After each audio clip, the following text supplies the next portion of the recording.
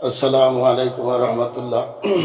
সম্মানিত ভিউয়ার্স, আমি 10 দিন যাবৎ এতেকাফে ছিলাম। আজকে মাত্র এতেকাফ থেকে বাইর হয়ে আসলাম। আগামীকাল ঈদ উল ফিতর, সবাইকে ঈদ উল ফিতরের দাওয়াত দিয়ে এই মুহূর্তে আমার এতেকাফকে ভাঙতে চাই।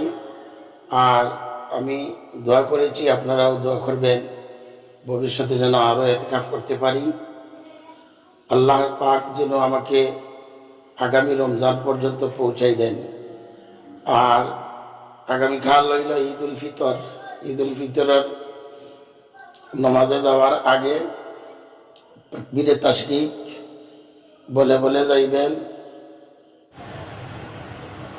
তাকবীরে তাশরিক, আল্লাহু আকবার, আল্লাহু আকবার, লা ইলাহা ইল্লাল্লাহু, আল্লাহু আকবার, আল্লাহু আকবার, ওয়ালিল্লাহিল হামদ। আল্লাহু আকবার, আল্লাহু আকবার, লা ইলাহা ইল্লাল্লাহু, আল্লাহু আকবার, আল্লাহু আকবার, ওয়ালিল্লাহিল হামদ। বেলা হিসাব পড়তে পড়তে যাবেন এবং বেলা হিসাব পড়তে পড়তে আসবেন। হাতের ডান দিকে যাবেন এবং ডান দিকে আসবেন ঈদগাহ ময়দান থেকে। এবং ঈদগাহ ময়দানে যাওয়ার আগে সদকাতুল ফিতির আদায় করবেন।